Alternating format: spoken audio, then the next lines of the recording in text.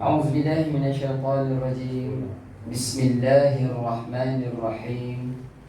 السلام عليكم ورحمة الله تعالى وبركاته. Apa kabar semua tuan-tuan dan puan-puan sekalian? Alhamdulillah. Mudah-mudahan berada dalam kesihatan yang baik, didoakan. Amin. Ya Rabbal Alamin. InsyaAllah. Alhamdulillah Rabbil Alamin. Nahmaduhu wa nasta'inuhu wa nastaghfiruh. Wa na'udhu billahi min syururi anfusina wa min sayyiati a'malina. Man yahdihillah fala mudilla lah, wa man yudlil fala hadiya lah. Asyhadu an la ilaha illallah wahdahu la syarika lah, wa asyhadu anna Muhammadan abduhu wa rasuluh. قال الله تعالى في كتابه العزيز: أعوذ بالله من الشيطان الرجيم. بسم الله الرحمن الرحيم. يا أيها الناس اتقوا ربكم الذي خلقكم من نفس واحدة وخلق منها زوجها وبث منهما رجالا كثيرا ونساء واتقوا الله الذي تساءلون به والأرحام إن الله كان عليكم رقيبا. وقال الله تعالى: والذين جاهدوا فينا لنهدينهم سبلنا وإن الله لمع المحسنين. وقال النبي صلى الله عليه وسلم: من سلك طريقا يلتمس فيه علما سهل الله له إلى الجنة. وقال أيضا: اقرأوا القرآن فإنه يأتي يوم القيامة شفيعا لأصحابه. وقال أيضا: خيركم من تعلم القرآن وعلمه. اللهم إني ظلمت نفسي ظلما كثيرا لا يغفر الذنوب إلا أنت فاغفر لي مغفرة من عندك وارحمني إنك أنت الغفور الرحيم. رب اشرح لنا صدورنا ويسر لنا أمورنا واحلل عقدة من ألسنتنا يفقه أقوالنا. فأما بعد. Alhamdulillah summa alhamdulillah. Puji-pujian, kesyukuran kita panjatkan kepada Allah Azza wa Jalla, Tuhan semesta alam, Rabbul Izzati, Tuhan yang maha perkasa, yang masih memberikan kepada kita nikmat umur, Tuhan yang masih memberikan kepada kita nikmat kesihatan, diberikan kepada kita nikmat Islam, iman, takwa serta hidayah. Ada di kalangan hamba-hamba Allah di atas dunia ini, tuan-tuan, Allah berikan nikmat umur tetapi tidak diberikan nikmat kesihatan. Sakit dia, ya. Ada yang sakitnya mungkin berada di rumah, ada yang sakitnya sampai kena dibawa ke hospital. Di hospital pula ada yang diwat biasa, ada yang sehingga ke wad ICU. Tuan-tuan yang dirahmati Allah, ada ketika manusia Allah berikan nikmat umur, nikmat kesihatan, tetapi tidak Allah berikan nikmat Islam dalam dirinya.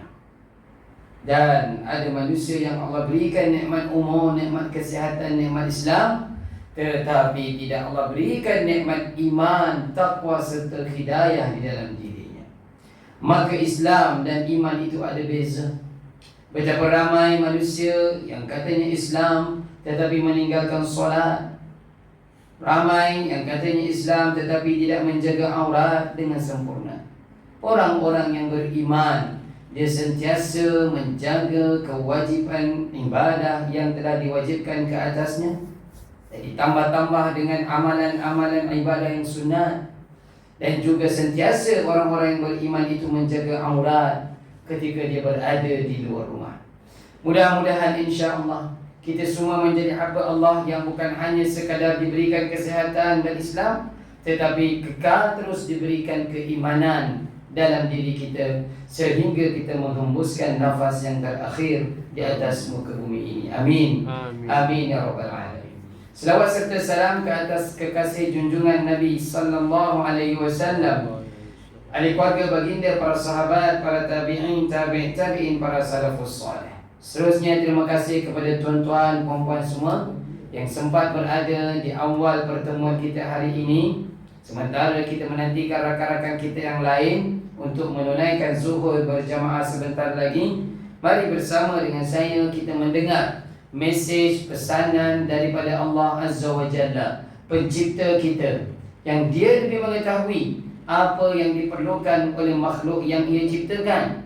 Baik makhluk itu adalah namanya manusia, namanya jin, malaikat, haiwan, tumbuh-tumbuhan dan segala makhluk yang lainnya. Tuan-tuan yang dirahmati Allah, apabila disebutkan makhluk ciptaan Allah ini, yang pelbagai ini, yang macam-macam ciptaan Allah ini, kita kena ingat.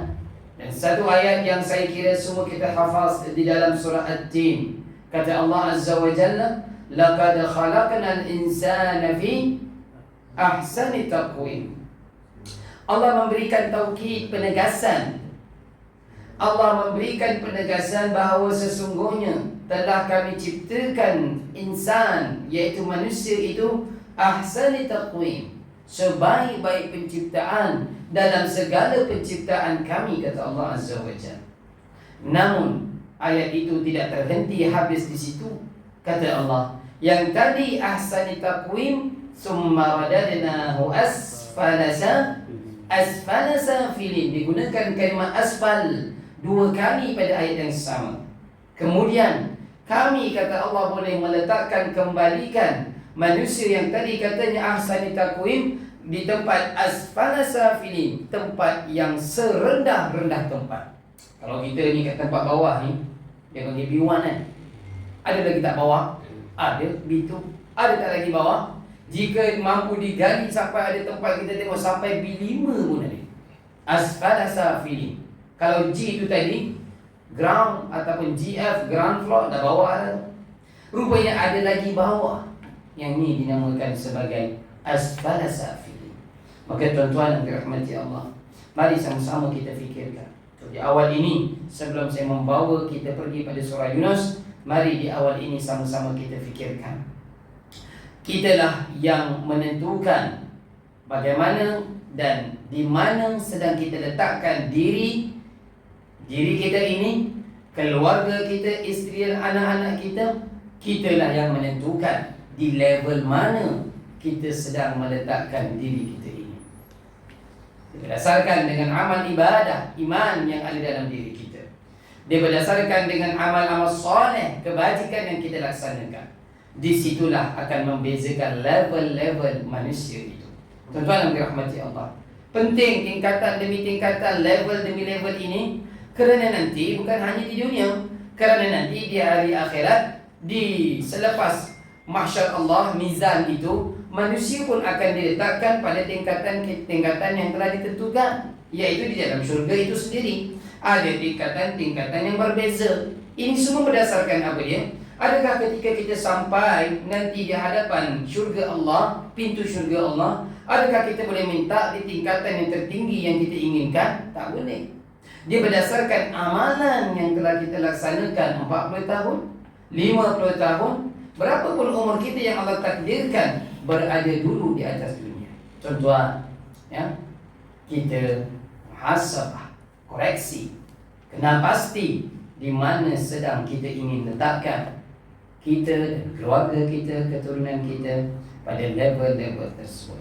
Baiklah, pada pertemuan yang ringkas hari ini, kita nak melihat surah Yunus, surah yang berada nombor 10 di dalam Al-Quran. Pada pertemuan lepas kita cerita tentang hijrah, kemudian kita bercerita tentang korban, kemudian kita bercerita tentang surah At-Taubah, ya, surah yang ke-9 itu. Maka sekarang kita pergi pada surah yang baru, iaitu surah Yunus, surah yang ke-10. Bermula surah Yunus ini surah yang pertama, tuan-tuan, yang bersempena dengan nama nabi-nabi, nama rasul-rasul. Ada surah-surah yang namanya Hud, Yusuf, Muhammad sendiri. Namun surah yang pertama bersempena dengan nama nabi itu adalah surah Yunus. Cumanya ada pelik sedikit. Berbeza surah Yunus ini dengan surah nabi yang lain. Apa yang beza dan apa yang peliknya? Iaitu, tuan-tuan, kita tidak akan dapati cerita tentang individu bernama Yunus itu, kita tidak akan dapati berada di dalam surah Yunus ini. Yang ada cerita tentang surah Yunus ini, cerita tentang diri individu yang bernama Yunus itu adalah berada di dalam surah Al-Anbiya. Kisah dia kan, sampai masuk ke dalam perut ikan yang besar tersebut. Itu dalam surah Al-Anbiya. Membawa juga sambungan kisahnya itu di dalam surah As-Saffat, surah selepas surah Yasin. Jadi cerita apa yang ada di dalam surah Yunus ini tuan-tuan? Iaitu cerita tentang kaumnya Nabi Yunus alaihi salam. Cerita tentang dirinya tak ada. Cerita tentang kaumnya ada di dalam surah ini.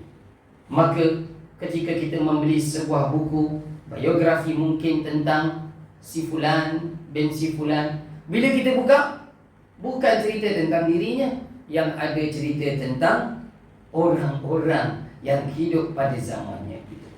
Tuan-tuan yang dirahmati Allah, apakah tema surah Yunus ini? Temanya adalah beriman dengan qada dan qadar. Tuan-tuan, qada dan qadar merupakan di antara rukun iman yang kita kena imani. Dia berada di dalam rukun iman yang 6 itu, yaitu percaya dengan qada dan qadar. Ada yang bertanya, antara qada dan qadar ini, antara qadar dan qada ini mana dahulu? Soalan yang pertama. Soalan yang kedua, ada juga yang bertanya, qada dan qadar ini bolehkah diubah ataupun langsung kita tidak boleh ubah? Di dalam surah Al-Buruj pada ayat yang terakhir disebutkan, di dalam ayat yang terakhir surah Al-Buruj itu fi lawhim mahfuz. Ya, ayat yang terakhir. Tuan-tuan, jika saya tanyalah kan, apakah makhluk, seperti kita sebut di awal tadi kan, apakah makhluk yang pertama Allah ciptakan? Ya, makhluk Allah itu banyak. Apakah makhluk yang pertama Allah ciptakan, yang nombor 1 itu? Biasanya kalau saya tanya, orang kita akan jawab apa dia? Makhluk yang pertama apa dia? Tak nak jawab ni, saya tak nak teruskan, saya pun diam. Apa dia pertamanya? Kalam. Ha? Kalam. Kalam. Ya, betul kan? Kalam. Mungkin saya dah pernah sebut sebelum ni kan? Ataupun dengar ceramah lain kan? Kalam. Kalam ni apa dia? Pen. Qalamun pen. Kan surah yang kita baca setiap malam sebelum kita tidur tu surah Al-Mulk kan? Selepas surah Al-Mulk, iaitu surah Al-Qalam. Nun wal qalami wa ma yasturun. Makhluk yang pertama Allah ciptakan adalah qalam. Jadi ni macam saya pegang ni qalam pen ni, dia mesti ada tempat untuk ditulis. Tak ada guna kalau saya beli pen ni mahal-mahal banyak, tak ada makna kalau dia tidak digunakan. Jadi tempat untuk menulis dia di mana? Fi lawhim mahfuz, dalam ayat yang saya bacakan tadi. Lawh ni apa dia? Tu macam whiteboard belakang tu. Bahasa Arab whiteboard adalah lawhun. Kalau kita pergi stationery, kedai stationery, kata dekat orang tu, kedai Arab lah, yang kita kata dekat dia, saya nak cari lawh ataupun loh, dia faham lah, nak cari whiteboard tu. Jadi makhluk yang seterusnya Allah ciptakan adalah loh ataupun lawhun. Jadi dengan kalam tadi yang pertama Allah ciptakan itu, maka ditulis daripada awal kisah dunia dan alam semesta semuanya ini, sehingga tentang penciptaan malaikat, jin, ciptaan manusia, semua makhluk langit dan bumi, semua tertulis di loh itu. Besar mana? Wallahu a'lam. Boleh dibayangkan seperti itu. Ya. Sampai cerita tentang kiamat dunia ini, semua telah siap tertulis, tuan-tuan. Dan jadi antara yang siap tertulis juga adalah kisah tentang Nabi ataupun kaum Yunus alaihi salam ini. Tuan-tuan yang dirahmati Allah, maka kembali tadi, kalau dah tertulis, jadi qada dan qadar ini boleh tak diubah? Itu kan soalan saya tadi kan. Sebab tema surah Yunus ini tadi adalah beriman dengan qada dan qadar yang telah ditetapkan kepada kita. Jadi soalan tadi apa dia? Bolehkah qada dan qadar, takdir tentang diri kita ini boleh berubah? Jawapannya apa dia? Boleh. Boleh berubah. Boleh, tak ada masalah. Alah, macam whiteboard ni bila telah ditulis, boleh tak dipadam dan digantikan? Boleh. Kalau tuan-tuan dalam mesyuarat pun kan, kalau ada pengurusi mesyuarat itu, dia bawa pen dan dia gunakan whiteboard, dalam perbincangan kita plan begini, datang idea daripada orang lain, bagus idea dia, kita padam, kita tulis yang baru. Boleh. Kita punya takdir boleh berubah dengan cara bagaimana? Berdoa. Maka penting kita berdoa. Jadi orang yang tak berdoa ini, yang pertama adalah orang yang sombong. Yang kedua, orang yang tak nak berdoa ini adalah orang yang pasrah. Dia serah segalanya. Apa nak jadi. Bila kita tangkap dia, kenapa mencuri? Kerana dia mencuri masjid kan, pecah tabung kan. Kenapa mencuri? Ini kan dah takdir saya mencuri pada hari ini. Senang pula dia jawab kan. Pandai pula dia bagi dalil. Fi lawhin mahfuz, telah tertulis di lauh mahfuz, saya kena mencuri pada hari ini 21 September. Tak boleh lah macam ni. Ni kenapa duduk berdiri tengah jalan? Kerana dia kena langgar orang. Ini takdir saya pada hari ini, jangan halang saya. Tuan-tuan yang dirahmati Allah, Islam bukan datang yang seperti itu. Maka konsep berdoa berulang kali disebutkan di dalam Al-Quran. Sebut tentang doa dan boleh takdir itu diubah. Maka terkait dengan cerita kaum Nabi Yunus alaihi salam pada hari ini. Baik, tuan-tuan, izinkan saya untuk membaca ayat 98 di dalam surah Yunus ini. Sama kita dengar dan perhatikan baik-baik. Firman Allah Subhanahu wa taala, a'udzu billahi minasy syaithanir rajim. فلولا كانت قرية آمنت فنفعها إيمانها إلا قوم يونس لما آمنوا كشفنا عنهم عذاب الخزي في الحياة الدنيا ومتعناهم إلى حين. Kata Allah, dia betul soalan. Ayat 98 ini betul soalan. Jadi apabila datang soalan, kita kena jawab. Kita tak boleh tinggalkan begitu sahaja. Allah Subhanahu wa taala bertanya kepada kita, maka mengapa tidak ada penduduk satu negeri pun yang beriman, lalu imannya itu bermanfaat kepadanya selain kaum Yunus? Itu soalan. Ada tanda soal pula macam Al-Quran yang saya baca ini. Ketika mereka, yakni ketika kaum Yunus itu beriman, kami hilangkan, Allah detailkan ketika mereka, yakni kaum Yunus itu beriman, kami hilangkan daripada mereka azab yang menghinakan dalam kehidupan dunia, dan kami berikan kesenangan kepada mereka sehingga waktu yang tertentu. Wa matta'nahum ilahi. Kesenangan, mata' kesenangan. Tuan-tuan kalau balik baca seorang terjemahan macam ni, mungkin agak confused.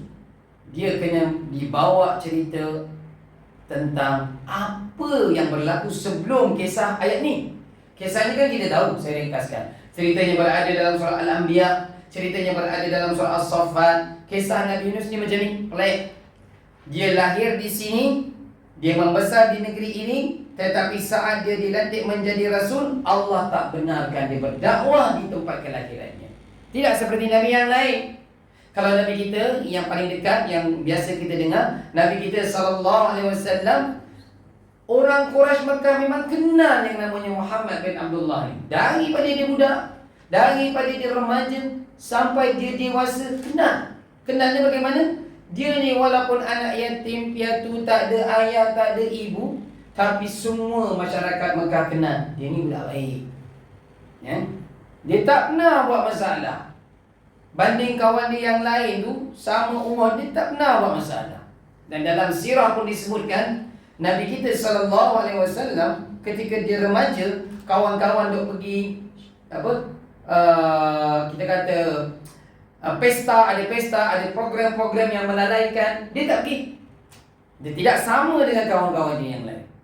Jadi sampai digelar beliau Al-Amin, dan sampai dia dilantik pun, di situ jugalah orang-orang yang kenal dia sejak daripada kecil, orang itu juga, kumpulan itu juga, kaum itu juga yang Allah minta dia kena berdakwah. Jadi kerja senang sebenarnya. Berbeza dengan Nabi Yunus alaihi salam, dia kena pergi ke satu tempat. Nabi Yunus ini daripada Ninawa, ya. Sekarang ini di Syria, Nawa ini, Ninawa ini di Syria. Jadi Nabi Yunus ini kena berhijrah di satu tempat yang sekarang ini Palestin, dalam negara Palestin, ya. Israel Zionis ini ambil kawasan kan di sana. Maka orang-orang di situ tak kenal ni siapa Muhammad Yunus bin Matta ni. Datang bahasa lain, kemudian bawa agama baru pula, suruh pula kami ikut. Di awal ini pun kita dah faham, memang susah untuk menerima. Tak kenal, ya. Penduduk pun tak kenal, dia punya salasilah, keluarga mana orang ni, tiba pula bawa agama yang baru.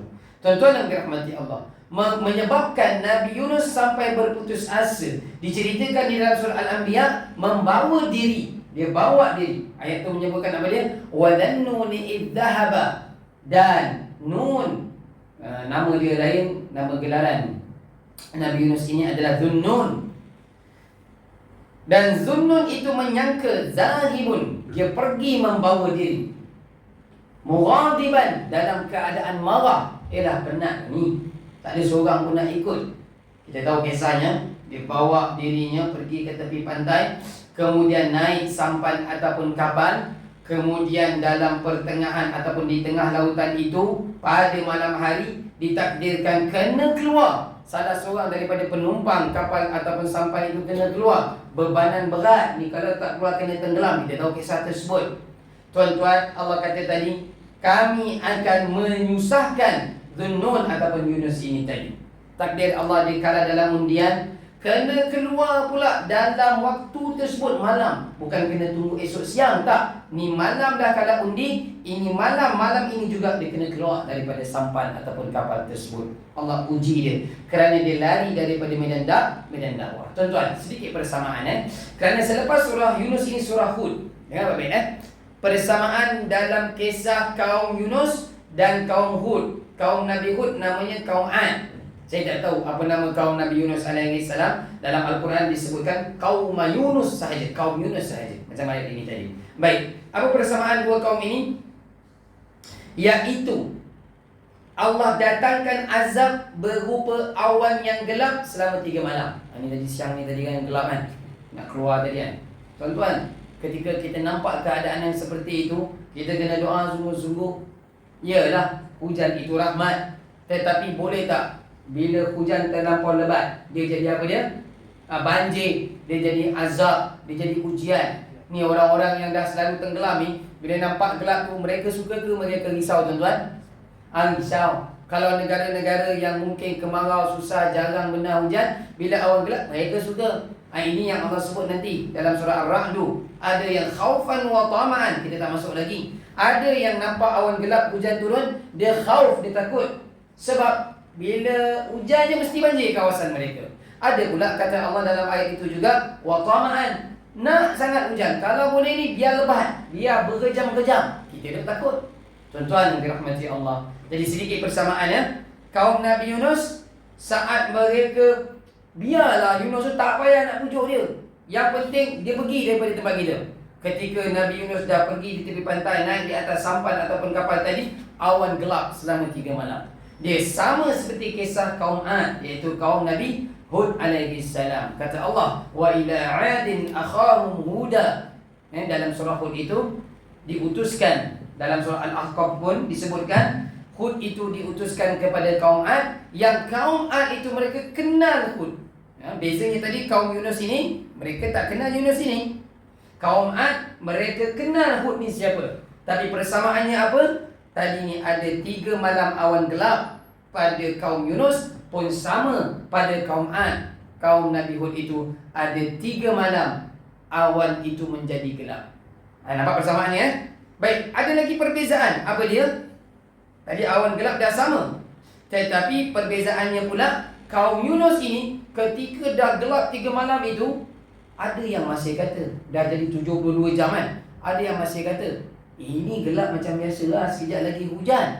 Tetapi ini penting. Bapak tuan-tuan, dalam tafsiran ayat 98 ini surah Yunus, ini sangat penting. Tiba-tiba ada seorang keluar, ada seorang pemuda keluar. Dia tak ada dalam ayat, dalam tafsiran.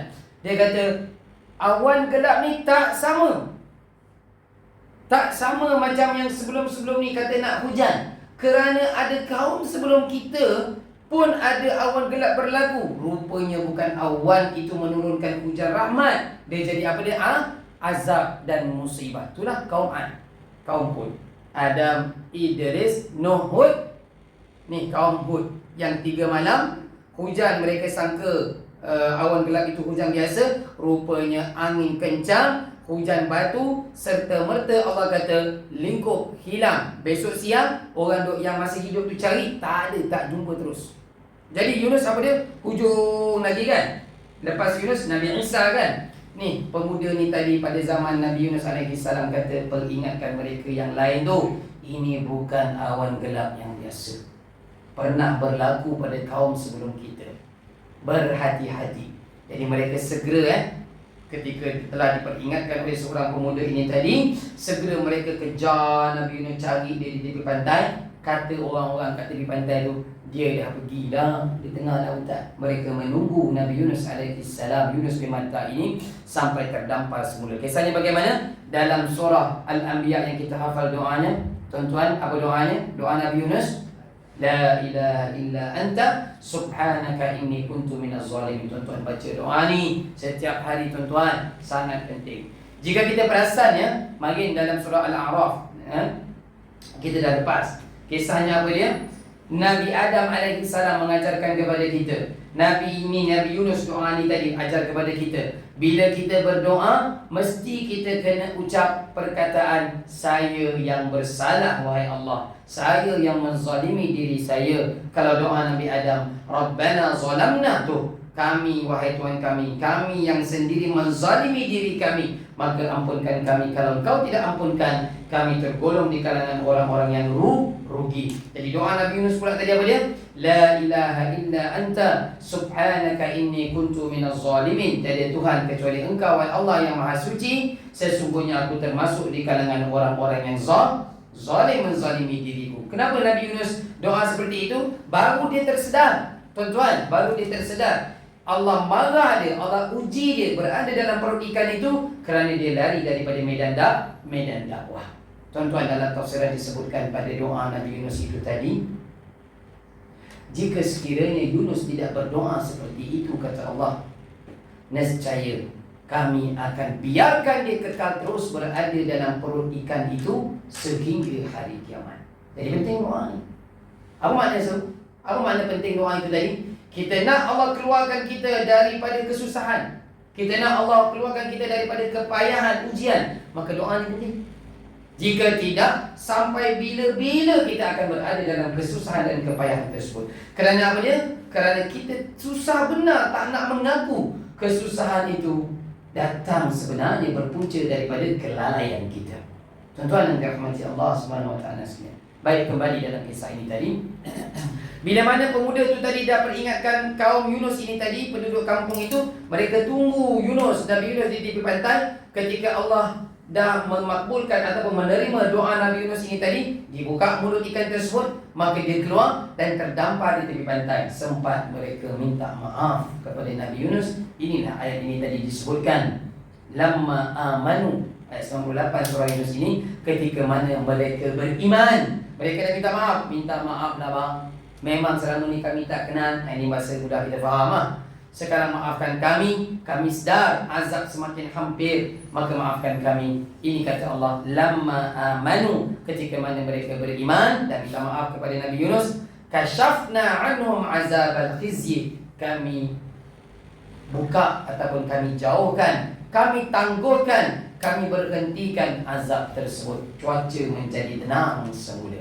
Tuan-tuan, ini satu-satunya kaum yang Allah ceritakan dalam Al-Quran yang mana mereka sempat Allah tangguhkan azab. Berbaki cerita umat-umat yang lain, semua mereka itu punyalah degil. Seperti kisah Nabi Hud, kaum Ad itu tadi, mereka bukan hanya menentang ajaran yang dibawa oleh Nabi Hud alaihissalam, mereka sampai minta azab. Mana azab tu wahai Hud? Kenapa tuan-tuan? Kerana kaum Ad, kaum Nabi Hud ini, mereka tubuh badan mereka besar.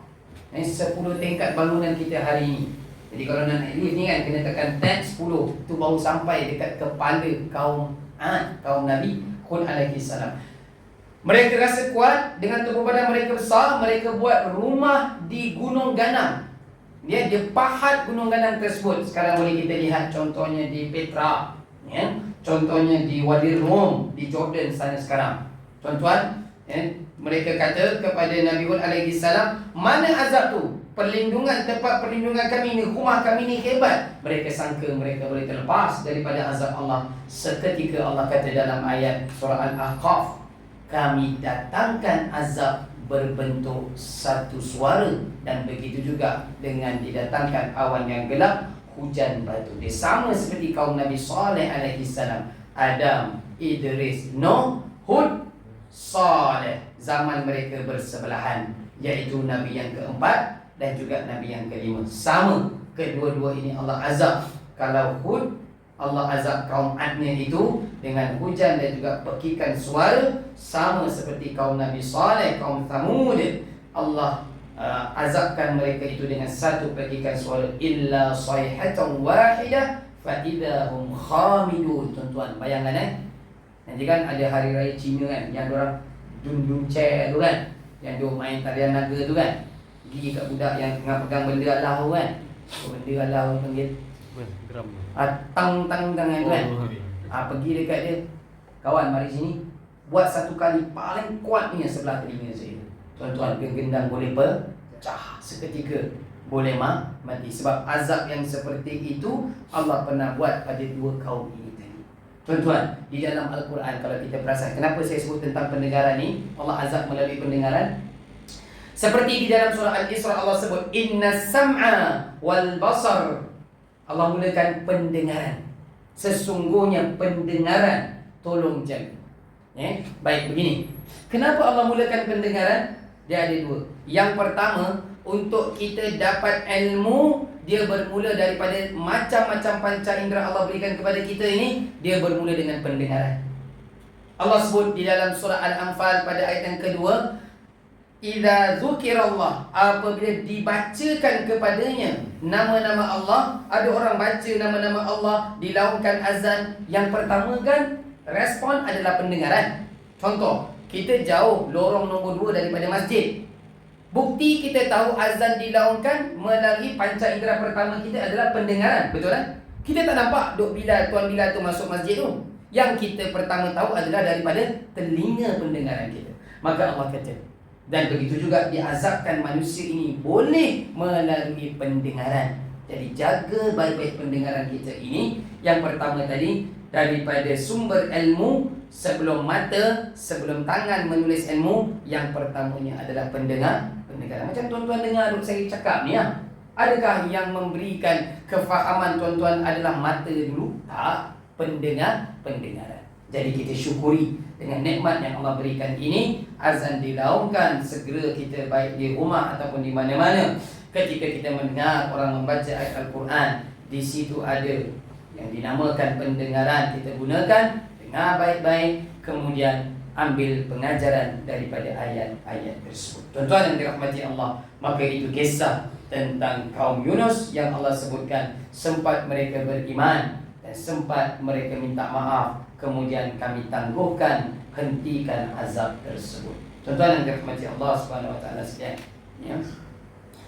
Sebagai minit yang terakhir, kerana tadi disebutkan tema surah ini adalah beriman dengan qada dan qadar. Berjaya kaum Yunus berubah takdir itu tadi kan, kita sebutkan tadi kan. Selepas mereka minta maaf, itu ikhtiar, ya, mereka berdoa tangguh azab tersebut. Mari kita kembali, kalau itu tadi kisah kaum yang dulu lama dahulu, mari kita kembali dalam kehidupan kita seharian. Saya tinggalkan tuan-tuan dengan dua amalan, ya, saya kira saya tak sebut lagi di sini. Baik, yang pertamanya, ada satu surah di dalam Al-Quran namanya surah Al-Jin. Panjang, tak tahu bila kita akan sampai nanti di sana. Jadi saya kira tak salah untuk kita sebutkan sekarang. Di dalam surah tersebut Allah ceritakan tentang jin ini. Dia ada yang baik, ada yang tidak baik. Ada jin yang baik, Allah sebutkan, dia dengar Nabi baca nampak tu, inna sami'na Qur'anan ajaba, kata jin, sesungguhnya kami dengar Muhammad baca Al-Quran. Tadi saya sebut pendengaran sangat penting. Kami dengar Muhammad membaca Al-Quran, maka kami rasa Qur'anan ajaba, Quran itu sangat amazing, sangat takjub. Tuan-tuan, namun di bawah itu ada jin yang jahat pula. Dalam surah yang sama, jin yang jahat ni bagaimana? Dia mencuri berita-berita daripada langit, tuan-tuan. Ya, berita-berita daripada langit ini dibawa turun, disampaikan kepada Tok Dukun, Tok Bomo. Sampai sekarang masih ada orang kita ni Islam ni duk jumpa lagi Tok Bomo ni, dukun badai. Ya, semalam dan hari ni orang tu masih telefon saya. Dalam perjalanan ini tadi pun sempat dia ulang lagi cerita semalam. Dia kena sihir dah 8 tahun, tuan-tuan. Ya, siap. Bila saya tanya yang buat tu siapa? Yalah Ustaz, orang Melayu kita. 8 tahun. Ni bomoh yang ketiga dia kena. Bomoh pertama, kedua tu dia dapat atasi. Ni sekarang bomoh yang ketiga ni datang daripada Siam pula dia gunakan. Tuan-tuan yang dirahmati Allah, Nabi sebut, ya, tu cerita dia dengan saya. Baik, pengajarannya apa dia? Jadikan sebagai amalan, Nabi sebut. Ada satu kisah, saya tengok video tu. Siaran ini televisyen Arab. Ya, seorang syekh ni dijemput oleh televisyen macam kita Tanyalah Ustaz punya program tu pagi-pagi kan. Baik, syekh ni siapa dia? Dia ni adalah seorang perawat ruqyah. Macam tempat kita ni orang duk kena saka apa semua, pergi datang jumpa tu kan. Macam Ustaz Harundin dan anak murid dia tu kan, Darul Syifa tu kan. Jadi syekh ni dijemput dalam televisyen tu. Wartawan tu tanya, dah berapa banyak jin berjaya kau keluarkan syekh daripada pesakit-pesakit? Dia duduk diam Ustaz. Kemudian dia jawab, tak terkira. Banyak sangat ada. Saya tak ingat. Saya tak terkira. Yang penting berjaya keluar. Jawapan Islam tu. Wartawan tu tanya soalan kedua. Okey, sepanjang duk ruqyah buang benda-benda jin ni tadi, pernah tak engkau alami gangguan ataupun sakit lah? Kan kadang-kadang kita dengar, lepas kita ruqyah orang, kita pun badan lemah apa semua kan. Dia diam lagi. Syekh tu diam lagi. Kemudian dia jawab, tak pernah. Okey dia, biasa dia. Kemudian dia sambung, bahkan ada satu ketika aku baru merawat seorang pesakit wanita, perempuan, baru berjaya keluarkan jin daripada badan dia. Jin tu keluar, aku tanya dekat jin tu, lepas ni nak pergi mana? Jin tu kata tak ada tempat lah nak pergi. Jadi Syekh ni kata, aku offer dia masuk dalam badan aku, nak tak? Faham cerita ni eh? Jin tu kata, tak boleh, aku tak boleh masuk. Kenapa tak nak masuk? Apa sebab tak boleh masuk dalam badan aku? Jin ni jawab, tuan-tuan, bertepatan dengan apa yang Nabi anjurkan kita amalkan. Jadi jin ni jawab, kami tidak boleh masuk, ni jin yang jahat lah. Kami tidak boleh masuk ke dalam badan-badan ataupun dalam tubuh badan orang yang mana orang itu mengamalkan satu zikir yang Nabi anjurkan. Dia membaca zikir itu 100 kali selepas solat subuh. Tuan-tuan, saya amat yakin zikir ini kita semua hafal. Cuba sambung. La ilaha illallah wahdahu la syarikalah lahul mulku, sambung tuan-tuan, wa lahul hamdu, sambung lagi, yuhyi wa yumit wa huwa ala kulli syai'in. Semua boleh hafal. Boleh? Jadi jin tu sendiri jawab kepada Syekh tu, sebab engkau dan orang macam kau ni Syekh duk membaca zikir yang Nabi suruh ni, macam tu yang kita baca tadi tu, 100 kali selepas solat subuh. Oh, baru Syekh tu kata, oh terima kasih lah ingatnya. Itu habis cerita. Tuan-tuan yang dirahmati Allah, penting ya, ada orang nak buat sesuatu yang tak baik kepada kita, kita dah lawan. Tetapi zikir yang seperti ini, tuan-tuan amalkan selepas subuh, tak panjang, masa tak lama, sekitar 10 dan 15 minit sahaja.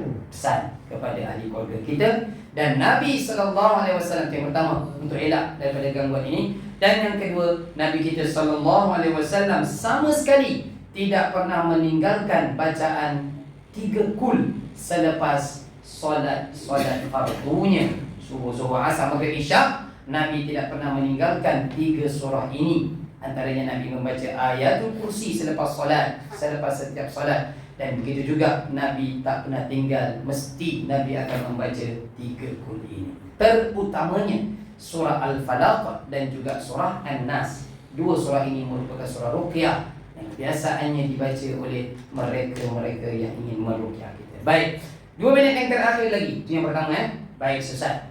2 minit yang terakhir tadi, mengikut kisah Nabi kaum Nabi Yunus alaihi salam ini tadi, mereka selamat Bila cuaca tu dah semakin dah cerah, yang awan yang gelap tu dah tiada, dah tak ada, mereka kembali normal.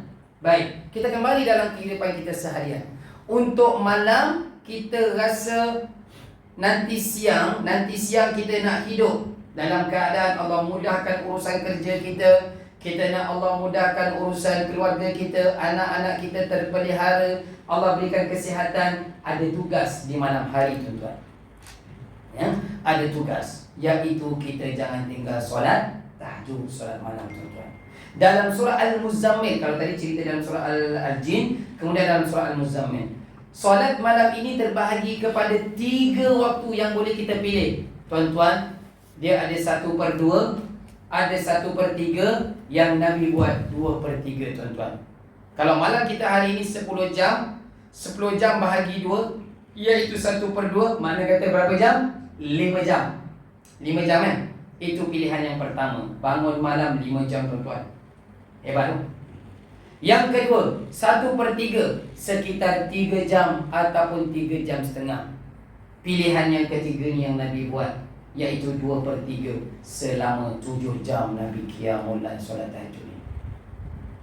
Kita tidur yang 7 jam, Nabi 7 jam yang bangun qiyamul. Ni kalau daripada Bukit Bintang ni, Culan ni, 7 jam naik kereta sampai mana? Dah sampai sepadan Thailand dah rasa tu. Dah siap bagi pasport kita nak cop je dekat Thailand. Tuan-tuan, Nabi baru beri salam untuk qiyamul lail. Sebab tu dia hebat pada siang hari dia. Ya. Aisyah ditanya oleh sahabat, bagaimana solat malam Rasulullah itu, wahai Aisyah? Dia menjawab dengan 2 cara.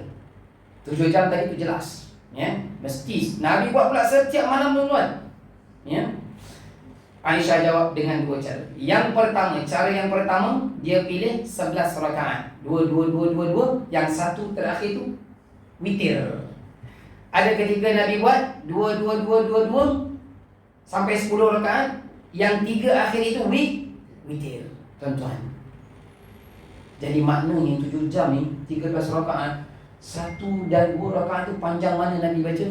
Itu yang sengaja sahabat Nabi seorang tu nak try jadi makmum. Nah, rakaat pertama Nabi baca Alif Lam Mim Al-Baqarah sampai la yukallifullahu nafsan illa wus'aha. Habis rakaat pertama 1 surah Al-Baqarah. Kalau kita jadi makmumnya, ni imam baru baca solat subuh 1 muka surat, kita dah kau siap dapat bagi salam nanti kan. Tuan-tuan, hebat Nabi kita. Kenapa? Kerana siang nanti nak jumpa tu Abu Jahal. Kerana nanti siang nanti nak jumpa siapa dia? Abdullah bin Ubay, ketua munafik di Madinah. Sebab itu Nabi relax, kerana malamnya settle dengan Allah Azza wa Jalla. Kita mungkin tak mampu daripada 3 pilihan ni tadi. 3,5 jam qiyamul lail. Alamak, 5 jam macam tak masuk akal. Apatah lagi 7 jam. 10 saat yang terakhir, izinkan saya, tuan-tuan, ketika qiyamul lail kita, tak kisahlah berapa rakaat yang kita buat, tapi tolong jangan tinggal doa yang Nabi ajar kepada kita selepas Allah ajar kepada Nabi. Doa ini Allah ajar kepada Nabi mesti dibaca pada malam solat tahajud itu, iaitu berada dalam surah Al-Isra pada ayat 80. Mungkin ada yang hafal, tolong sambung. Rabbi adkhilni mudkhala sidqin wa akhrijni mukhraja sidqin waj'alni min ladunka sultanan nasira. Tuan-tuan yang belum hafal, balik nanti please, saya minta sangat please, tolong cari dalam surah Al-Isra, iaitu juzuk yang ke-15 pada ayat yang ke-80. Tolong hafal. Terjemahannya apa dia? Tak nak terjemahkan, pergi cari sendiri nanti balik. Wallahu ta'ala a'lam. Terima kasih atas kehadiran dan perhatian. Saya mohon maaf atas kekurangan terkasar bahasa. Jangan memurah rezeki kita bertemu lagi. Aqulu qawli hadza wa astaghfirullahal azim li wa lakum. Assalamualaikum warahmatullahi ta'ala wabarakatuh. A'udzu billahi minasyaitonir rajim. Bismillahirrahmanirrahim. Alhamdulillahi rabbil alamin, wassalatu wassalamu ala asyrafil anbiya'i wal mursalin wa ala alihi wa sahbihi ajma'in. Ya Allah ya Tuhan kami, jadikanlah perhimpunan kami pada hari ini perhimpunan yang Kau rahmati, perpisahan kami selepas ini perpisahan yang tak ada maksiat padanya. Wahai Tuhan kami, jadikanlah Al-Quran ini musim bunga di dalam hati-hati kami ya Allah. Jadikanlah Al-Quran ini mudah untuk kami membacanya siang dan malam, mudah untuk kami faham, mudah untuk kami menggunakan di dalam kehidupan kami seharian, dalam keluarga kami, dalam organisasi kami ya Allah. Wa sallallahu ala sayyidina Muhammad wa ala alihi wa sahbihi wa baraka wa sallam, walhamdulillahi rabbil alamin. Taqabbalallahu minna